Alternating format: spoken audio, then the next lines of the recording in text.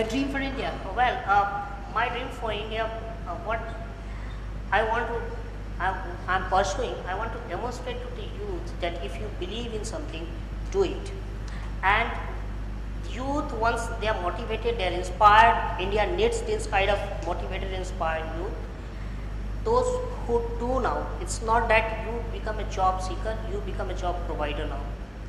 So demonstrating this that, well, you do not have money, you do not have resources, you do not have, you feel that you don't have anything, but still you believe that yes, you can do, this can happen, then pursue it and you can do it. Lovely. Krishna, your dream? Country. My dream for the country is to make it clean. Literally to make it clean, nothing else. I read this book, I think if you guys have read it, Tipping Point. And in that he has mentioned that there was a mayor in New York and the crime rate had increased and the graffiti had increased, and all he did was he cleaned it up, and the crime rate dropped by some 50-70%, I think. I don't remember it correctly, but that was the difference it made. And I think we Indians, we are traditional, we are cultured, we pray to God, and we have Lakshmi and Saraswati, but we rape our women left, right and center, and that is dirt. That is because we live in dirt. We are okay with throwing garbage. We are okay with having garbage bins overflowing. I was just at the conference in Ahmedabad. There's a conference called DFC. It's about children. It's designed for change, and it's a conference for children. And there was this 9-year-old girl from Karnataka, a small village in Karnataka, who was so fed up with the garbage around her that she got her school together and just went to the BMC. The municipal corporation, and got permission for a number from the corporation to put on the dustbins, to say that the moment it is full, a citizen will call up the municipal corporation and they will come and pick up that's all she did, and today her area is clean. India is changing. I mean, we just need to take that one small effort, and I can't do it alone. And 50 of us can't do it alone. It has to become a part of our system, and I think that it won't just make it prettier, but it will make it a cleaner place to think. I know for a fact that if my house is cluttered, I can't think properly. How do we expect our youngsters, the children that are going to grow up and actually run this country, to think clean and to think beautiful when we live in garbage? We literally live in garbage. Lovely. So clean, beautiful India is your dream. I'm going to open the floor up for questions. If people have questions, we've got about 10 minutes. Yes. Anuj. You want to use my mic? Yeah. The question is to each one of you. Now, each one of you had a goal or a vision for it. Something either you chose or it chose you. Now there comes a point when it's just this close to the summit or reaching it. You've given your entire whatever you had. You were living it through the day. Now when you're this close, how do you deal with the emotion wherein you know that you're going to achieve it, and you don't have a vision or a goal next, and you're at a loss? How does that feel, and how do you select your next vision? Very frankly,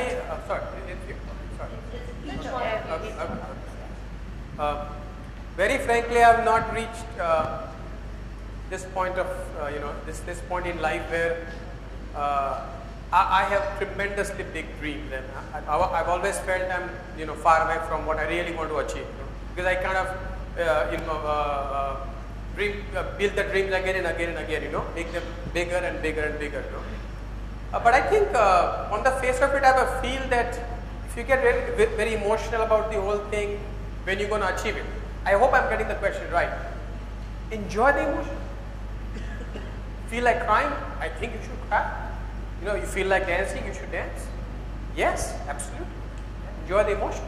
That's my answer. Gauri? Yeah, so actually, yeah, when I'm so close to achieving something, for example, the 12 marathons that I set out to do, I cried, and I think I cried mostly because I was frustrated.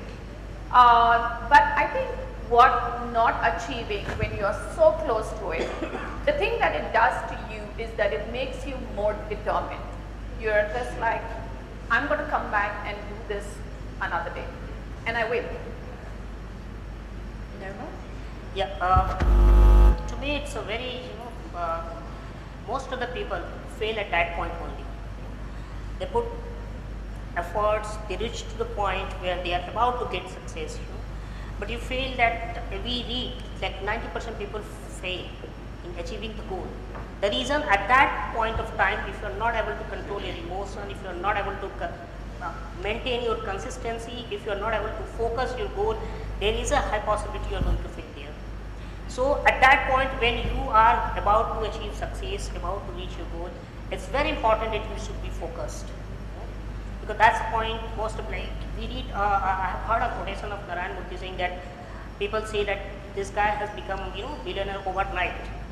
But to reach that night, you spend so many nights like, so that night when comes and should come, you need to be very patient, very consistent, very determined and focused. That's all. Krishna? Well, I can give you a very physical example or a very physical manifestation of the question that you asked, because you literally get blinded, or there is a storm, or there is just you're blind, you can't see, there's no vision in front of you anymore. And I think you can probably remove the metaphorical meaning of it in your own way. But in a mountain, on a mountain, when you can't see anything further, I think this happened to me on Antarctica. We were very close to the summit, and it was completely, we had like 5 feet of visibility. The temperatures had gone to minus 50 degrees. That was my worst, like I thought my body parts were about to fall off. And, but I had spent a ridiculous amount of money going to Antarctica from my own pocket, which is, I knew that I could have never managed to build that kind of money again to come back to do this mountain. Like I knew for Makalu, I knew that if I don't do it right now, I'll never be able to do it because it was a ridiculous sum. And at that point, I just sort of said that I'm going to do it no matter what, which actually according to a mountaineer is a very silly thing to do, because you're going to lose your life, and nothing is actually more precious than, it's always returning is mandatory, summiting is optional. You either summit or you don't, but you always return. But at that point I knew that there was no returning, and I did even something. When you really want something, the universe does conspire to make you get it, but your want has to be that powerful, because for that split minute the sky actually opened up, the wind stopped, I made it to the summit in 15 minutes and back in 10 minutes, and then the storm began again, and that was the last ridge. So if there was wind, if I was on the ridge with that kind of wind, I would have fallen off, it would have blown me off. But at that precise moment, the wind actually stopped, the sky opened up for a bit, I dashed to the summit, I came back, and then it was back to normal. Like literally, if I had to walk to the cameraman, I would reach there because of the wind. You know, that's how bad it was. But you call it luck, you call it stars, you call it just a coincidence, but it worked. So, Next question. Good morning. I welcome you again to the Young Indians Western Regional Summit 2013. We are starting the next session today, that is Dream, Aspire and Achieve. May I request Ms. Bhairavi Jani, past National Chairperson Young Indians, to take over the session, please. Thank you.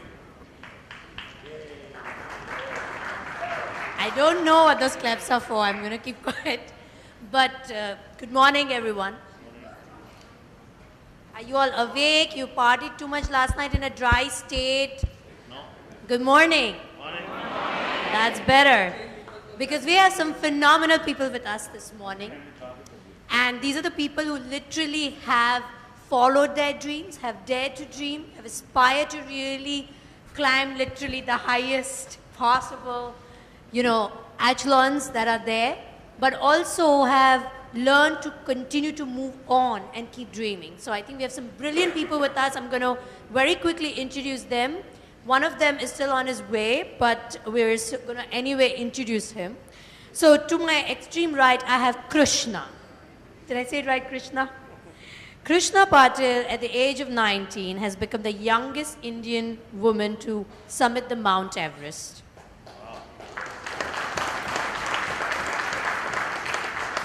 And she's on her way to do the K2.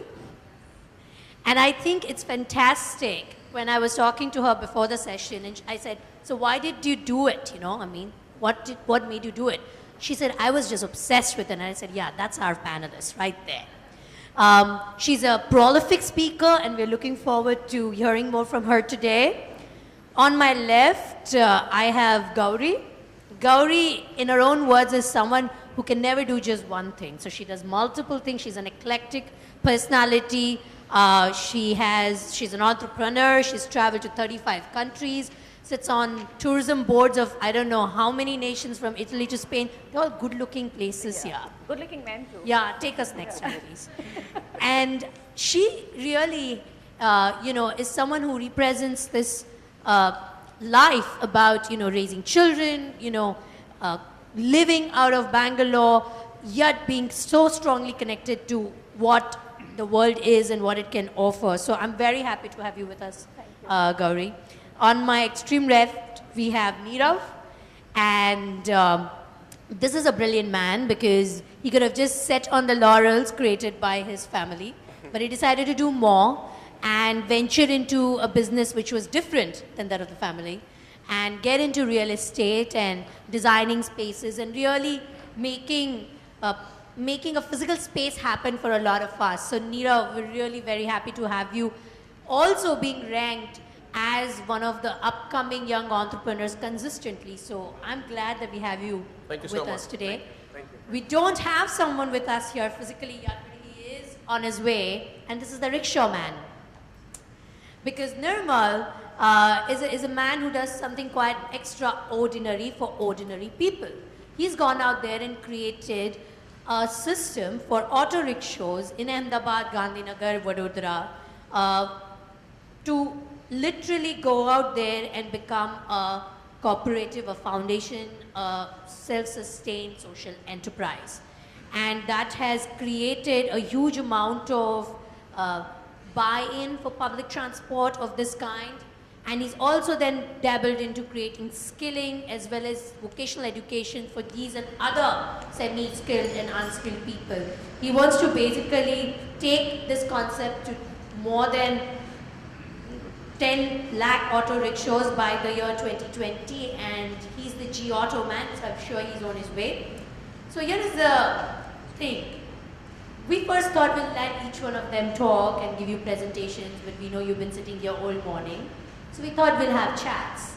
And the way we're going to do this is that we're all going to have them some questions to get back to with us, their ideas and thoughts, and then I'll open up the floor questions from all of you. So please keep your questions ready. I'm going to start with you, Krishna, and my question to you is, do you have a dream now that you have already achieved your obsessed dream of climbing the Mount Everest? Do you have a dream, and what is that dream? When I was a child, mainly my dream was to do something that didn't require education. I wanted to make sure that I made a difference to the society that we live in and actually make an impact on the systems that we live in. As a mountaineer, I've realized a lot of problems that we have on our environment front. And today, my only dream is to see our society have a clean environment. I want to do something with the problems of garbage that we have today, and that is my dream. My dream is to see a management then it's not waste anymore. I'd want to see that. That is my dream, and I think that will take maybe half a century or maybe more to actually convert every waste that we have today, every garbage that we have today, into something useful, into something that's productive and something that won't harm our environment. I think everything that's happening today in terms of, I was just in Uttarakhand for 3 months doing relief work, and the kind of effect it has had on me, and it all goes down into trying to see how we can control ourselves as humans and actually add to the environment than only minus from it. So I think that's my dream now. Thank you. We're going to come back to that in your dream later. Gauri, your dream. So, I have the advantage of being perhaps, with respect to the oldest parents here. Okay?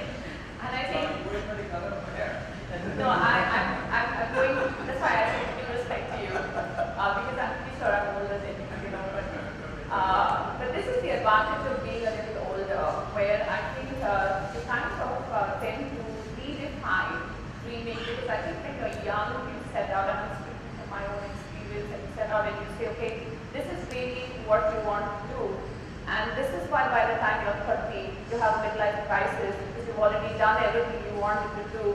You have a family, you have money, you have jobs, you have achieved everything, and you need to start all over again. So the thing about having a dream is that, I really am amazed at people who kind of set their bar that high and say that's what they're going to do.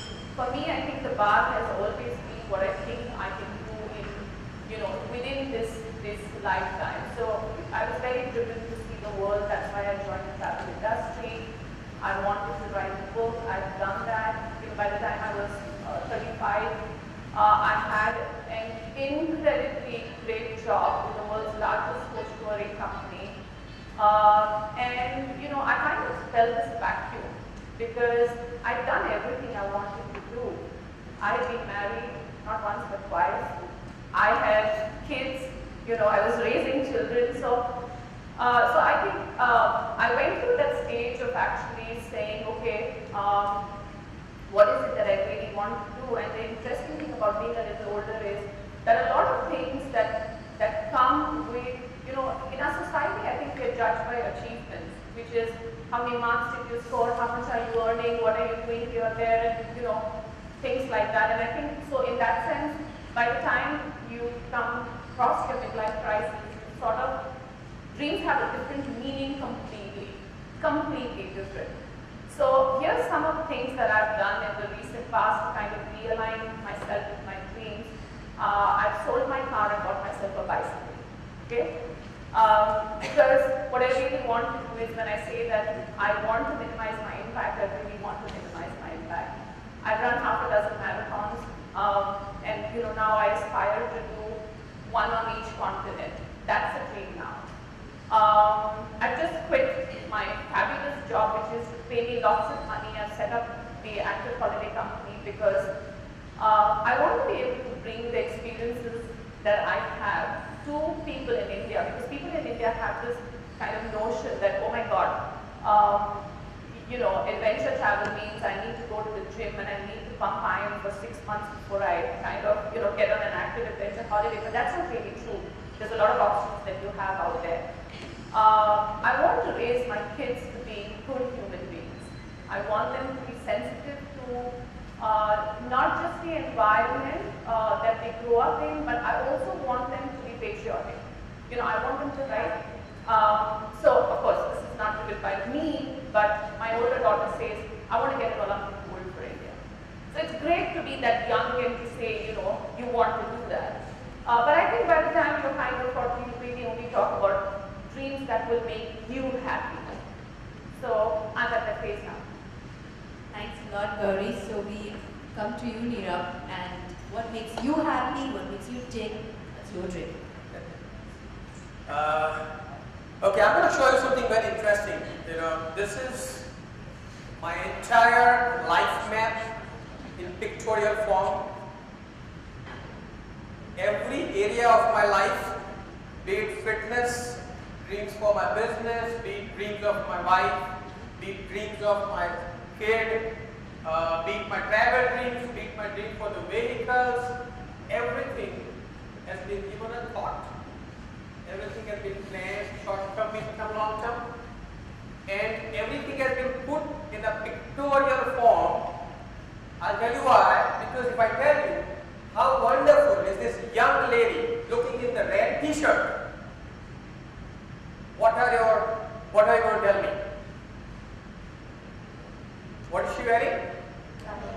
Alright, I say with more stress, the red t-shirt, how is she looking? Will still tell me black t-shirt. And I have a whiteboard here and I write red t-shirt. How is she looking in the red t-shirt? The answer is still going to be. So no matter what we see, no matter what we hear, no matter what we speak, it's the visual that matters. So my answer is a little beyond your question. Any area of life, be it an emotional dream, a time-based dream, or money that, the dream that money buys, can be thought of and placed in the lifetime. And this is my biggest message to the audience here. Thank you so much. Yeah. And have I answered the question, or you wanted to get? Well, I'll come back to you, don't worry, it's not letting you. Good. So, Nirav just dropped his wife to the airport because she's going to the base camp of Mount Everest, Yes, right. and we have Krishna. So Krishna, your dream right now, of course, is to, see a waste-free world. That's not how it started. You started wanting to climb that big summit. How did that all start? When I was growing up and I was in school, I'm still growing up, but when I was in school, I had decided, there was one thing that was very clear in my head was that I don't want my life to be dictated by either my education or my monthly salary or anything like that. I didn't want my degree to say what kind of a person I will be to society. I wanted that to be my contribution and me as a person to be that, not anything else. Therefore, after 12, I think I told my mother that that's it, I'm not going to study anymore. I was in Symbiosis in Pune, and we used to bunk lectures and go to Ferguson, the best college, and attend lectures there, and the lectures there were as crap as there were anywhere else, and I said, I'm not going to spend 3 years of my life sitting in front of, and mainly colleges in Pune, children just sit on the kattas and gossip and chit chat, and I was like, I don't want to do this. So, and I wanted to be a dancer. I've been dancing ever since I was a child. I used to choreograph annual days for my mother's school, and I used to get paid pocket money, so that was cool. Eventually, I wanted to be a dancer, so I went to Bangalore to do a diploma in contemporary dance. And other than that, as a child, I've been going into the mountains for summer holidays. Every summer holiday has been my family with our dog driving up in our Tata Sumo to every state. We have covered, every year I think we did one state, and we would actually never live in hotels. Was there someone in the family who also liked mountains? My mother, of course. I remember I was 9 years old, the first time we went to Gangotri, Gomukh, and she went right up till the ice, which was like crashing down. And I think I was yelling, saying, "Mommy, come back!"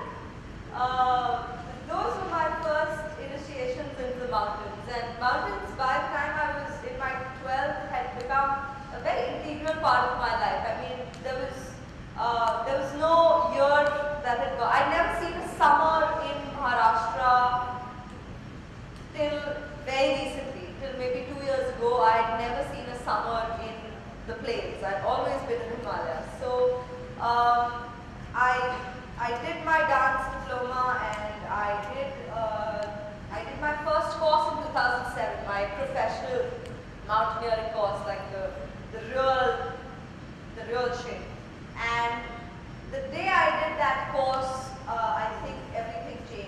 being a passionate dancer, which I never thought anyone could take my attention off, suddenly I could not see anything beyond climbing. Like everything was about So climbing. your dreams changed. Yes, my dreams changed. I went from one not so traditional profession, like dancing is still not a very traditional profession in India, to a more so not so profession, like not at all a profession in India. Really. So yeah, and So I'm going to stop you there. Gauri, I'm going to come to you because at some point in her life, clearly, something changed. Yep. And in her case, it was obviously the mountaineering course that changed everything. Right. What was that moment in life for you? I think for me, I think it's the chase and the challenge, which is really inspiring. And once I've achieved it, it stops being inspiring. And I want to do something else, which is the challenge. So no max. No max. Just let life guide you. Yeah. Neerav, they didn't seem to be having a map. I mean, is this map a later evolution in life, or were you also stumbling along and then one day you just said, no, I gotta know where all of this fits in? I'll answer that, but I have a question from Krishna. Yes. I don't think she's a mother. She looks like a sister. yeah, I get that a lot. I think that comes from being in the mountains. I'm hoping to look similar when I'm Okay, friends, my dad used to own the biggest company in his category, Inductor. Have you guys heard the name of Inductor? Yes. Right? It's a market leader even today, but he used to be the founder and owner of the company. And at 42, which is 4 years younger than what I am right now, he retired. This was when I was 15, somewhere between 15 and 20. And a young man like him retiring from a market leader, which was into multi-crores that time, 20 years back, was a huge impact and a positive lesson, because what he told us was that I'm a double master's engineer, engineer, MBA, all that from the USA, but I was realizing that I'm an artist by nature, I'm a philosopher by nature, and I do not want to continue this business, though it could be, be a multi-million business, and it was in collaboration with Inductor. So the first lesson that we learned in the family was that take the right decision by following the dream. And though I could have been the next generation of Inductor, he silently found out what was my interest. And he found out that I'm more at, more at creativity, construction, designing and all that. And he started a company. He got into construction. So the whole point is at 42, he restarted his career to make sure that I don't suffocate in a business which has money but doesn't invest. I got into real estate. The first 10 years, my age 20 to 30, I saw anything and everything that is possible. The best dream life. Cars, bungalows, lot of media coverage, lot of international attention. Twice in a row when I was 26 and 27, which is about a couple of years back. I was nominated amongst the top 18 next generation business people by this Indian Express system collaboration. In the 30s, we went completely bankrupt. I lost my home in auction, my offices were still, I lost my passport for 10 years. I used to be in depression. I had a doctor attending me. I was very fat. We were thinking of quitting the country, or until the extent of maybe committing suicide.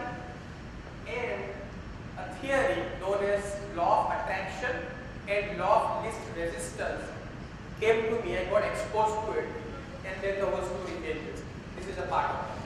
That's actually lovely because all three of you, I want to go a little back to your lives, have had some kind of influence, for you, clearly your mother and her love for mountains, and your dad. Gauri, as a parent, Right. do you superimpose ideas or things that you think you've learned along the way that you would want your children to benefit from? clearly in case of both Krishna as well as, you know, Meera, their parents chose to share positive virtues, as you call it, things that you could create a, you know, in Aristotle's word, a good life. Right. So, you know, I really want them to sort of choose what they would like to pursue, but I can't say that I do a great job on not influencing them towards the things that interest me. For example, I would really have been bothered if my daughters had no interest in sports. You know, I'm a sportswoman at heart. I played at the national level, the junior national level when I was younger. And I think one of the reasons why I was so particular that they have some kind of interest in sport, and you know, I was like, it's okay, you can do exactly what you want to do, whatever it is. But one of the reasons why I was very, very interested that they actually take up sport is because I want them to learn how to fail. Okay, and that's, I think, an incredible learning that you have when you are a sports person, when you learn that, you know, it's like a mental thing, that winning and losing are two sides of the same coin. And in fact, failure can be very inspiring. For me, I can say that failure has been very inspiring because if you read the book that I've written, which is basically autobiographical, I've talked about how I lost my first job. So that's how my career started. I actually lost my first job 3 months into the job, and it was with an airline. And one of the driving forces for me was that I'm going to stay here and I'm going to become somebody, I'm going to become something. And you know, I always had this chief personal goal to say, I'm going to come back to this airline and fly them one day with my own money. And I did that. And actually I took business class and I came back and I was really very happy to tell them that business class sucks, you know.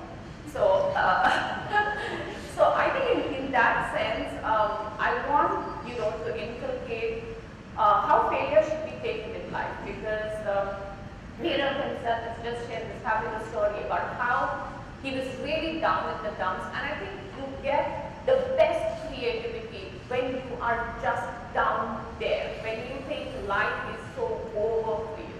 So I've been in a situation that you actually look at failure. I'm like the classic case. Okay, I dropped out of management school, failed marriage, failed, you know, lost a job. Okay, and I just think, even no money, right? No money, absolutely.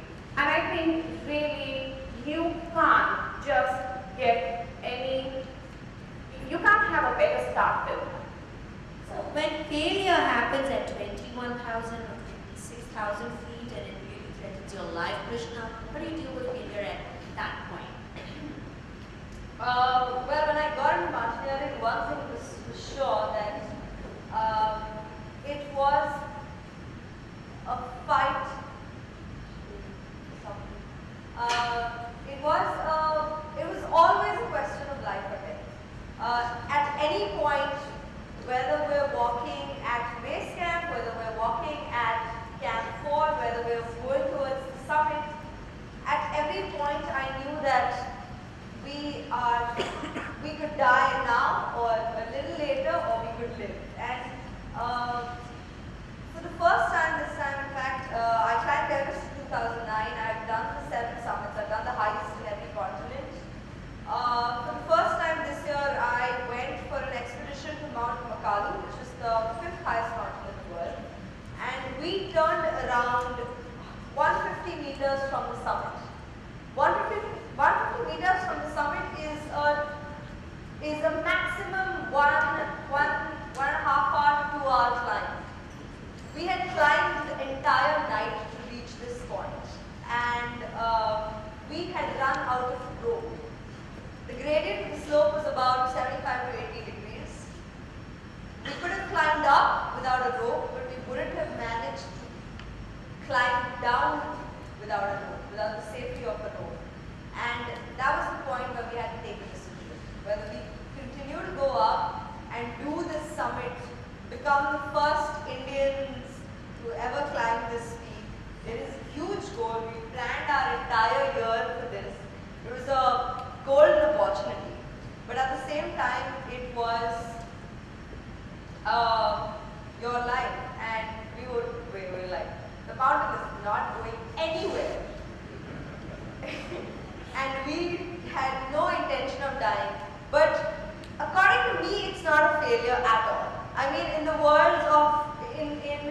eyes of my sponsor, probably it's a failure. And actually my sponsors were also pretty cool, so they also didn't think it was a failure. But it's about how we look at life. I think what Gauri said was very true. It becomes failure if you look at it like that. But at that point, I think for me, this was the best climb I'd ever had in my life. We had the coldest wind, and we had the clearest sky, and we had the most beautiful stars, and I could see Everest on my left. From Makalu, Everest is about 20-kilometer fly distance. So I could see lamps on Everest all the way to the summit, because there were people climbing from the south side and people climbing from the north side. And I could see both those lamps trying to reach the summit when I was trying to reach another summit, and my climbing partner was next to me. He was like, you get really sleepy. We were like climbing at 3 in the night, and I said, dude, look at that! There's Everest and all the people climbing it. You can actually see them. And he was like, yeah, very cool. And I was like, dude, do you think they can see our lights? And he was like, they are climbing Everest. Nobody is looking at Makalu, so just climb a stupid mountain. And yeah, well, it was Makalu, and you probably never heard of it, but that was the most intense and the toughest climb I have ever, like it is, I can officially say it was at least 20 times tougher than Everest. Everest can be the highest, and I think that sort of applies to life. You can get the highest salary, and you can be the topmost officer, or you can have the best car, or you can reach the highest summit, but that doesn't mean you had the toughest climb. Because there can be shorter peaks. There can be a 5,000-meter peak that can be 20 times tougher than Everest, and you might not reach the summit. And But that's actually brilliant. that is, We do have Nirmal who's joined in, and Nirmal, we've been talking about everybody's dreams. So while I bring you into the conversation, we'd first like to know, you've done some phenomenal work with G-Auto, but was that your first dream? And if it was, then why?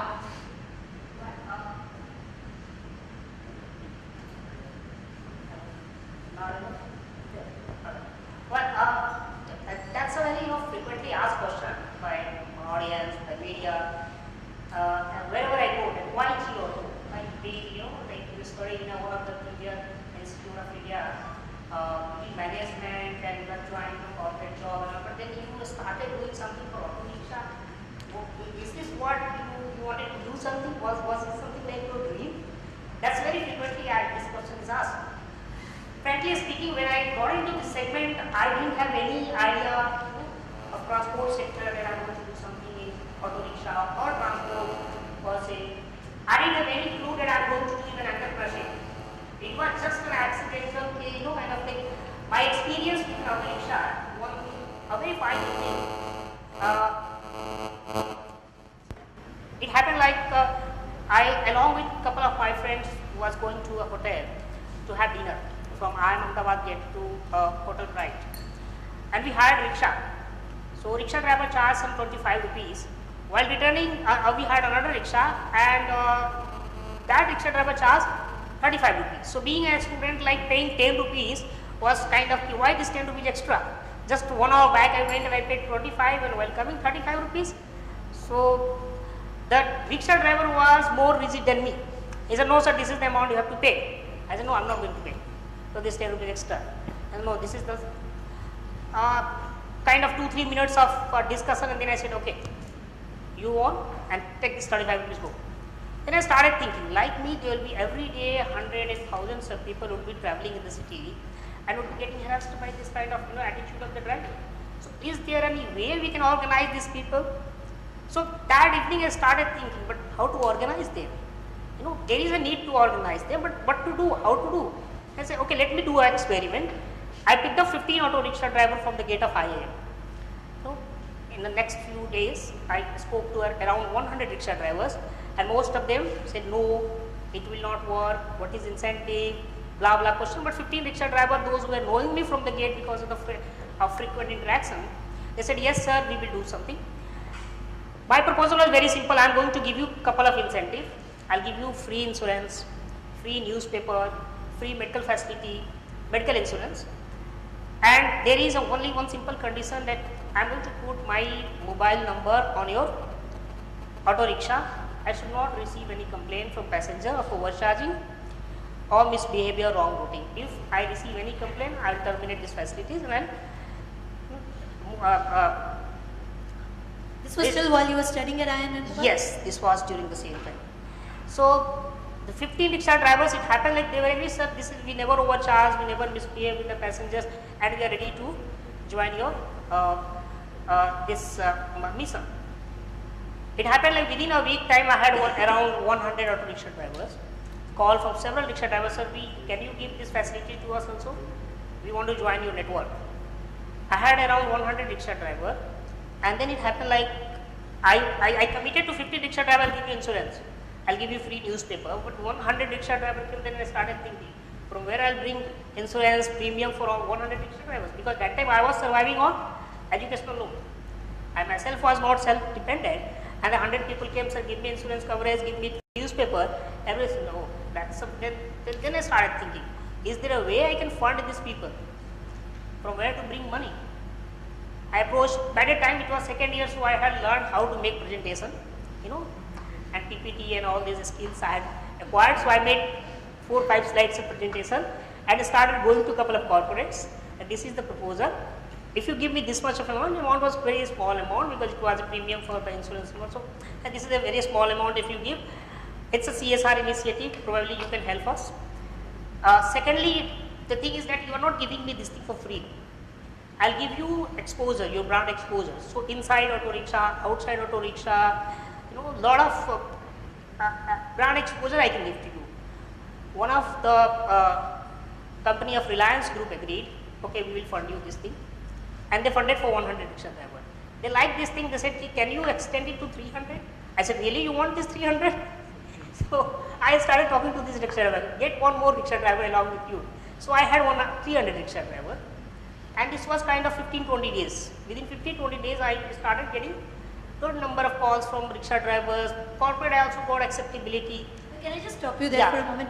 Do you really think your education at IIM Ahmedabad had anything to do with this, or clearly it played no role? No, it has very important role. Here, the IIM basically, I could approach to companies, I could convince them, I could give them a proposal, kind of, and visualize it. Like initially when I formed it, probably I didn't have the idea, but within few days I started visualizing, no, this concept is going to click. So the education played a role Yes. actually. No, Neera, I want to get back to you. You so candidly shared with us how life has had its ups and downs, and when the down period happened, did you feel the need to reskill yourself? Did you think that you had to relearn or unlearn to be able to, get back again to life? That's a fantastic question. Well, no formal education, right? Of course, no new degree, or even funded us. You don't fund a bankrupt company, especially a real estate company. And because we were in real estate, let me be little raw in what I'm saying. We were told by people that real estate is like, you can have goons out there, and if people come and ask for the money, people come and ask for the premises, let the goons handle them, and you just relax. And we all know typically what is the impression of developers, in general, But for 2-3 years, we also did this by being very, very, bad with our debtors and all that. And but I could sleep properly. I was very uncomfortable. And the only thing I learned after that is only one thing, and that's the power of submission. Now I'll just explain you what I really mean. There was this village. It's a small story, quick. I'll just this village where Jabardast ek tufan aaya, okay, and it just blew off the roofs, and everything was ruined in the village. And once the storm went away, the villagers took stock of what was happening, and everybody thought that tree which was 150 years old and has hundreds of trunks, which is so solid, rock solid in the in the ground, I'm sure that has survived. Now when the villagers went to that farm or the field, what they saw was that the tree was uprooted, and there was a very small shrub kind of a plant which could withstand the 4 days of this powerful storm. And the wise man then told that whenever there is a storm, the power of submission works, which means that whenever the wind was coming from this side, this stubborn tree was saying, "Aaja, main tujhe dikha दूं." And then when the wind was coming from this side, again, "Aaja, main tujhe dikha दूं." And the storm threw the tree off. What was the shrub doing? The small plant? The wind comes from here, it will, kind of झुक जाए. The wind comes from here, फिर से झुक जाएगा. And the storm goes away, and it's now ready to grow into that big tree. The moment we found out that it's not coming from the heart to fight with people, we started the power of submission here. No, it's an interesting point that you bring out, that when you do try and aspire and you want to achieve, and Gauri, I want to talk about this with you, as to, you are faced a problem, right? And you are taught that you must fight your problem, right? Neeraj shared a story about really sort of, taking in everything and then, giving it. Do you think, because you of course switched careers, and Right. do you think that there's a burden of success?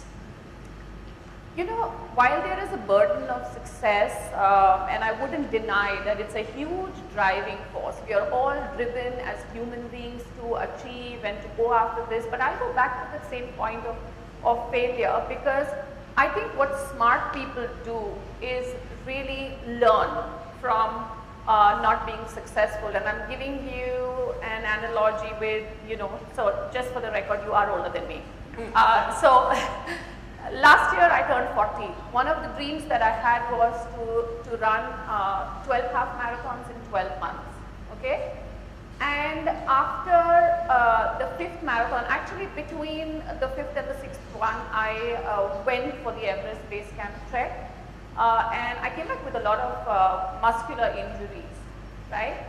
And I had to abandon my goal, and I had to sort of take stock of situation and say, okay, am I going to be this person who's going to achieve what I have set out to achieve, or am I just going to give up and say, I can't do this anymore? And I always talk about standing in there, losing the battle so that you can come back and fight the war, right? So sometimes it's okay to say, okay, I'm abandoning this. I'm glad I tried it, because if I hadn't tried it, I would have done nothing. At least I've done 6 half marathons this year.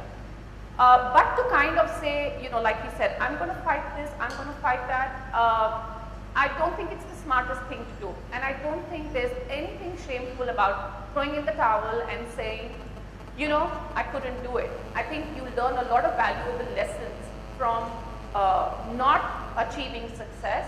And sometimes you actually end up doing things which are much more spectacular than what you had actually set out to achieve in the first place. The same people helped us there. The moment we said, we submit, we're sorry, they're the same people helped us. Nirmal, I'm coming to you. You've stated, of course, this huge vision of having 10 lakh auto rickshaw drivers part of the G Auto by 2020. What if you don't get there? No, I mean, Does it ever occur to you that you might not get there, or you're really confident of getting there? And if you are, then why are you so confident of getting there? no, if I don't get, I won't be having any, I will, if not 1 lakh, if I have 80,000 also, I'll be happy. Fine, I got 80,000. So when I started this project, when I was sitting in a small office. I had only one staff, that was my peon. And when peon was not there, I used to be peon as well as CEO of my company then, those days. I mean, 2008 when I passed away. So I used to dream that, and how wonderful it would be when I'll be having 1,000 people, with me, 1,000 rickshaw driver. Today I have 10,000 rickshaw drivers. Oh, that's not something great. So even if I achieve 1 lakh, if I don't achieve 1 lakh, if I have 90,000 also, I feel more. So are you detached? It's not detached. It's a satisfaction. I achieved something.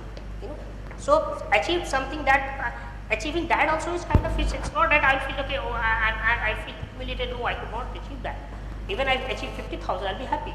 I mean, Krishna, you know, So- you climb mountains. Sorry, no, you climb mountains, and you know what he's really talking about is obviously small victories are also important, and you've got to also, you know, pat yourself on the back as well that you have moved forward. What is the importance of small victories to the large, you know, large achievement? Well, in mountaineering, really, it's always about pushing it a little bit forward. You know, I have never been in a position where I have physically not been able to climb further. This time also, I mean, to be very honest, we were so close to the summit that I was 100% sure that we were going to make it. There was not an ounce of me that thought that, oh my God, what if it doesn't happen? Or even when I climbed Everest for that matter, which was the only second peak that I climbed in my entire life at that point, not even once did I think that will this happen or will this not happen. For me, just being over there and being able to climb this mountain was good enough. And a part of me, like I think as a climber, just give me anything and I will climb it as high as I can and as far as I can possibly reach. But it doesn't matter which point I reached. The only thing that matters is that I climb. So, would you say that that's what defines achievement? Is that what's achievement for you? That is achievement for me, but it is not achievement for the rest of the world. I wouldn't be sitting on this stage if I had not reached that summit of Mount Everest. But I would have been the same person. You wouldn't have known me, or these people wouldn't have known me if I had not reached that summit, but I would have been the same person. So to live in this world and to be in this world, we all need to reach that point. And yes, it doesn't matter whether you reach it today or you reach it tomorrow or you reach it 15 years down the line. The point is you need to keep on trying. Nirmal, have you reached that point already where you know, okay, I've made it anyway this far, now everything else is bonus and I have achieved. Now I am willing to be less selfish and share a bit of abundance with the world. Have you reached there already?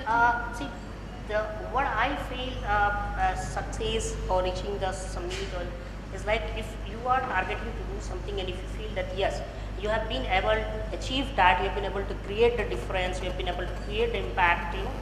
So that's the achievement. And if I feel that yes, what I'm doing in that segment, I have been able to create difference. I have been able to create not only difference where I am, but it's around, you know, the places. Like across country, the difference, the impact has been felt. You know, people, government, bureaucrats, politicians, they all have been like started feeling, yes, this is required. Somebody is doing, so let's do. It's kind of not one state, rather several states are now talking about this. So I feel that yes, I have been able to create impact. I have been able to achieve success, but that is not the final. It's I'm on the way, kind of. I'm doing, I'm achieving, and still lot to be achieved. Nero, a lot of us look outwards, a lot of us look inwards. You know, in your map, how do you pictorially define achievement? Okay. See, one day I asked myself a question that if the cosmos is in a tathastu mode and I could probably get anything and everything possible in the world, what are the things I want to get without getting scared? And which would mean that things which are emotion based, things which are as I said, money based or time based. And practically all the areas of life can be balanced because 24 hours are enough, and hence my life balances all of it. Do you think balance is what achievement Absolutely, is? What's quite you? Do you? Him, for me, I think I'm very driven by the journey. I'm very driven by the experience rather than, really getting somewhere. But, going back to what Krishna said, I think you can afford to say that only if you've been there and done that. I mean, if I was still this person who had not achieved the goals that I had set out to achieve when I was younger, if I wouldn't have got the greatest job of the world, if I hadn't gone back to that airline, if I hadn't done all of those things, I wouldn't be in this position to say, you know what, I don't care about this job anymore. I'm happy to chuck it. I'm happy to follow my heart. I'm happy to do exactly what I want to do, and I'm not doing it for the money. You have something in Some your bank. basic. You have some basic. Yeah, there's nothing brave about taking stupid risks in your life. I'll say that. Right. So, on that note, I'm just going to ask each one of you that considering that you've had some phenomenal dreams, you've achieved quite a lot already, you've had your ups and downs also in life, what is your dream for this country? That's a question to me. Each one of you. Okay, I'll not fake by saying that lately I've been believing that the whole globe is my country. So I want to answer it a little differently, okay? Because I can be on that platform and say that, okay, I'll answer it that, India is my country. In the sense that my son had either inductor firm to go to or our real estate business to go to, but instead he decided that he wants to go to some foreign country, settle on his own, and he's doing his mattresses and plates and spoons and all that right now. He's with his fiance there.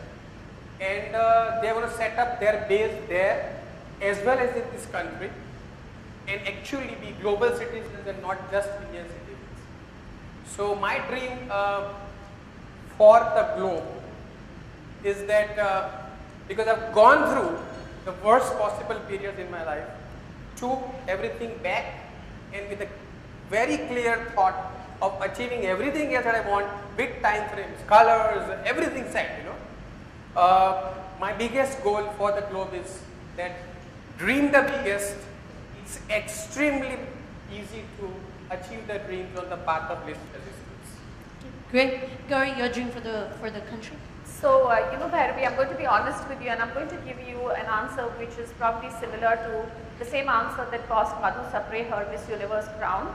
But my dream is to hear my country's national anthem at the Olympics and to see India's flag go up again and again and again. I'm just not happy with the 1 and 2s that we get.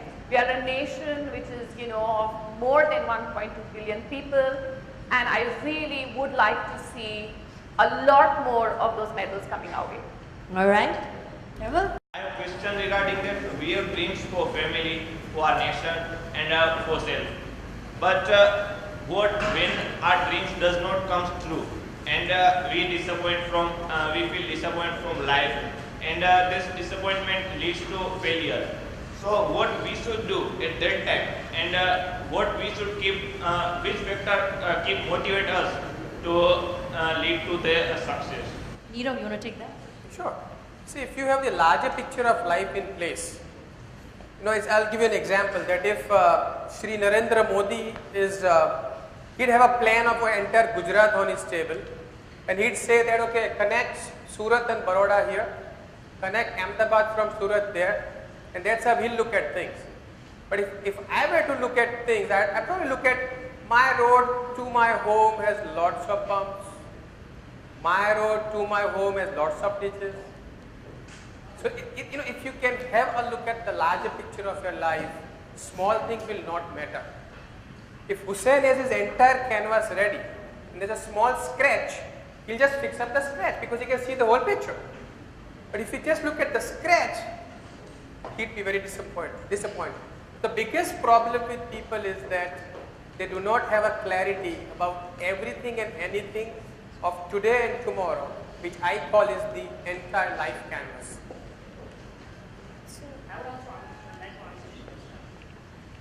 When you are starting some adventure, some business, something, before starting, the first thing you do is keep yourself ready for failure. Because failure is not something that comes from the blue. It's it's part of the life. If I started my journey for Vadodara, I was late for half an hour. I'm sorry for that. But it doesn't disappoint. I'm feeling sorry for, okay, I was late. But it doesn't. Oh, that's lost. Fine. Now I'm late. Fine. I'll go there. I'm late by 10 minutes. I'm feeling sorry for that. So if you start doing something and if you say, okay, it's delaying, it got delayed, it got late, I could not achieve, I will try. So before you start, make yourself ready for the failure, and it never hurts you. Because you are trying, you will fail. Those who will never try, they will never fail. So failure is part of life. You were saying something as well. So, yeah. Take it light. I just wanted to mention to you that there's a long list that I can keep churning out. Henry Ford went broke 4 times in his career. Steve Jobs was a failure before he went back to Apple. The Beatles didn't get a recording deal, and they were the biggest band in the history of the world. Michael Jordan has had more misses. You know, he's the biggest basketball player ever. So if you can show me one person in life who has succeeded without failing, I'd want to meet him. Yeah. Shank, you had a question. Then I want to come to you.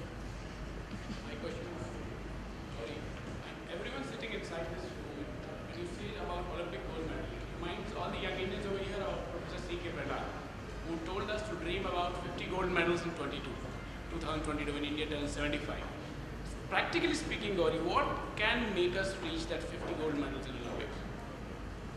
What can make us reach 50 gold medals? Gold medal. Okay, so the one thing that I feel is that I think we have abundance of travel, of talent in rural India, right? We have a lot of ultra athletes actually hidden away in villages, etc. So I think one, of course, is to really look far beyond just the cities and just, you know, in stadiums, etc. Look for people who are actually the 10K champion in India currently is a lady who is, I forget her name, but she's actually from, you know, from this village where she's completely, her parents are vernacular, and, you know, she used to actually run to get water from the nearest village, and that's how she became an ultra athlete. And she's the fastest runner. She's a Miss Roth, I forget her first name. The other thing that I think we need to do is, I think we need to clean up our system of selection and make it non-political and really keep it completely on merits, which I think is a possibility, but I think we really need to put a lot of ambition behind cleaning up, you know, the selection process. So I think that's basically it, and of course the training facilities that we have, we really need to upgrade our training facilities. I'm very happy to see a lot of corporates come forward. We have now institutions who actually adopt certain sports like archery, and there are some others which I can't remember right now. But you know, there's a little bit of privatization, there's a little bit of corporate public sort of thing which is happening, where the facilities that they have for training for these kind of sports is sort of public-private, so you can get the best coaches, you can get the best facilities. If people are really good, you know, they have the chance of actually training under the best people. So there's a lot that can be done which we are not doing right now. And of course, encouraging our kids to get into sports. And we have one question here, and I'm coming in the back. The lady of One question. So one second. The lady of she's had her hand up for so long. To all of you, the one message that we can give our children, the future Indians, to help them dream, aspire and achieve. What is the one thing which you all... Krishna, you want to start? Well, I would say that, first of all, dream. I think a lot of kids have stopped dreaming today because we've sort of fallen into this box of you study and then you study and then you get a job and then you do this, and then that it has become a pattern, and kids have, people have stopped thinking beyond that. So that segregation needs to be broken by parents. Put them into sports, put them into it. Today India has so many adventure activities. There are so many adventure activities. So I would say open up that, and mainly I would say is to listen to only yourself. To tell children that they need to listen to what they feel like doing. And obviously this could be used in a very horrible way also, but if you give them the right direction and the right values, then they can take this forward and actually make it happen. I remember when I was a kid, I was 15 when I first traveled all by myself in Uttar Pradesh. And I remember at that point it was always like Uttar Pradesh and Bihar are like rape capitals. Now, well, the whole of India is. But my mother allowed me to do that. She allowed me to travel from Pune to Delhi, and from Delhi to Dehradun, and from Dehradun to all over the place, all by myself. When I was 15, I haven't seen any other person do that till date. So I would love to see more children get that confidence from their parents. I didn't have it in me. My mother gave me that confidence. She had the confidence in me to know that I can take care of myself and that I can be. And believe me, I had a better experience in Uttar Pradesh than I've ever had in Delhi or in Bombay. Nirmal? So, Well, in my opinion, children should be given the value system to put their best, to do their best in whatever field they are in. There is nothing called good, there is nothing called bad. Every field has enormous potential. You go to sports, go to business, go to politics, go to any field. No? So whichever field children are, they should do their best. I am not saying that they should be best. Everybody cannot be best. Everybody can be unique but not best. No? So whichever field, whichever quality they are unique in, they should put their best. And parents should give the value system to this thing, that okay, you are good at this. It's not that I want you to become a doctor, so you should become a doctor. No, if you are good at this thing, you put your best. And it's not that you should become like him. He cannot become like him or her, or she cannot become like he or her. So whichever field, whatever he or she is doing, she should put her best. She should be honest. She should be able to justify, or should be able to do justice with the work she or he does. In field she. So, I have 2 children, but I wouldn't give you any advice for the kids at all. I think people who need advice is the parents really. I just think that kids actually are not just extremely smart. Kids have something that we tend to lose by the time we grow up, and that is an incredible ability to take risk. And I think as parents, what we are trying to do is bubble wrap their lives. You mustn't do this, and you mustn't do that, and you mustn't do this. And I just think if they don't try, they will never learn. So really, if we have to aspire and achieve, we have to let them know that it's okay to take a risk. If you want to cycle, leaving your hands, that's fine, do it. Because that's what we tell our kids. I don't know how many of you cycle here, but when we used to cycle, we used to just cycle on the road. Now you see kids who cycle, they will have these knee pads, they will have these elbow pads, they will have a helmet. And what we fail to realize is that there is a learning. When we fall, scrape our knees, that is a learning. That is a learning of danger. That's a learning of what happens if you do this. So my advice would actually be to the parents to say, leave your kids alone. Right, Nira? I think this was the best question asked because it was talking about kids and parents. Quick 4 points. One is that the biggest thing that they should be taught is to dream, because a survey says you pick up top 50 people and you relate the success and education, you would be very surprised. And what we're doing is we're hell-bent in wanting them to study well or score X marks or get good. It's good to study, but it's not the formula. Point number 2 is we programmed the world and the kids especially that it's a very bad world out there. I'm yet to meet one bad human being, despite of having gone bankrupt and have come back. Yet to meet a bad man. Third is we've started non-textbook teaching, in the sense teaching through plays, teaching through visuals, teaching through short films. Encourage the schools to do that. That's the best way for them to learn quicker. And fourth is, everybody out here needs to ask yourself a question. Are you the role model for the kids? Do you go wrong way? Do you spit on the road?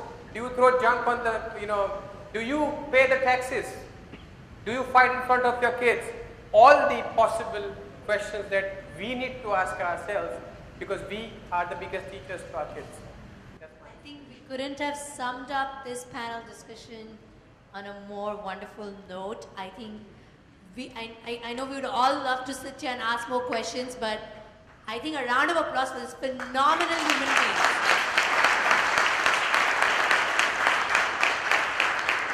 Thank you for being so candid and kind, and they are around, so if people have questions later on, I request everyone to be seated because the next panel is going to start right off when we get off the panel here.